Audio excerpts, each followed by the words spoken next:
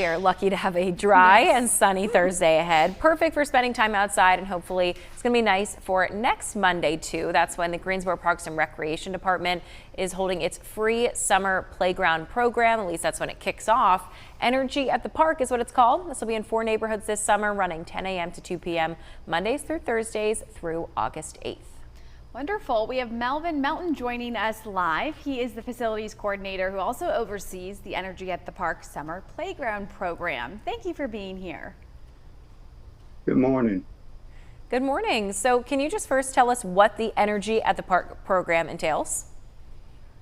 Well, Energy at the Park is a program. It's a free program that we have at 4 of our location neighborhood parks that we go in and we do programs and activities for the kids within the neighborhood or any other neighborhood who choose to come and be a part of it. We do some educational things with the kids. We also talk a little bit about nutrition as well. Of course, we do some exercise outside, recreation type activities, games with youth, staff plays with them, and we have people come in and work with them, in different areas, not only just outside sports, to just talk to them about nutrition, things of that nature. It really, it's a fellowship type thing for those kids in those neighborhoods to come together and have something to do. Why parents, go to work or they need 2 hours or 3 hours to go out and just, run some errands. They got a place that they can drop them off and allow them to have a good time within their neighborhood. Yeah, what an awesome thing for families to have this summer. Melvin, if you could share why your department started this, what inspired the program?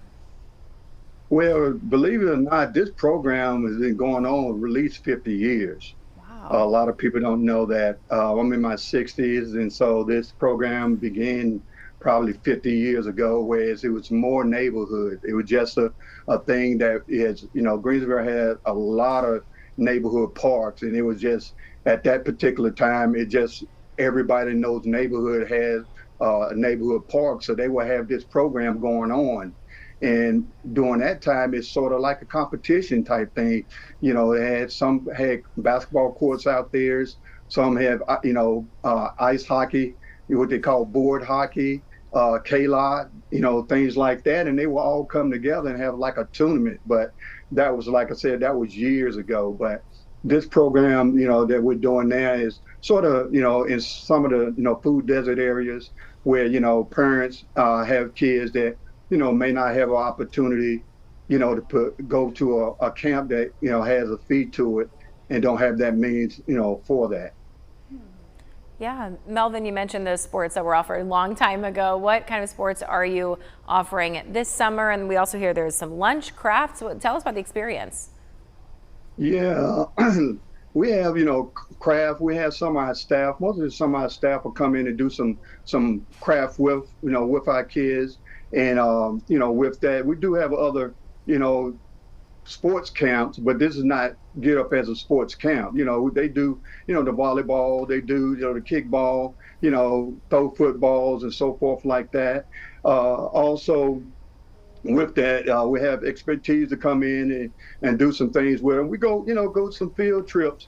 Sometimes we go out to Ante Farms, which we will again this year, and deal with, some of the agricultural, animals they have out there, or some of their gardens that we have out there, which, some of our kids not accustomed to. So we'll take those little short trips. We'll go out to our lakes.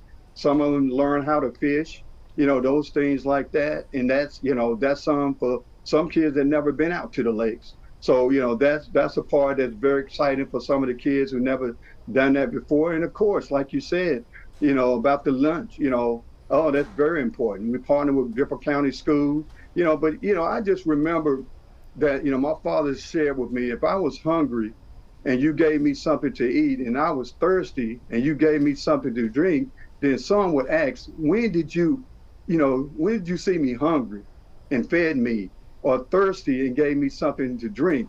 And my father replied, I tell you the truth, whatever you did for one of the least of these children of mine, you did it for me. So with that being said, is that, we have to treat these kids that, they may not have the means that we have, so this is a good opportunity for them to have a meal, during the day that they may not have at home.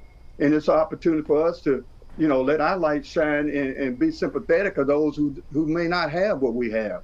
So, we have those things like that going on, and it's just, it's really good to just meet new young men and women, and they get a chance to communicate with our staff.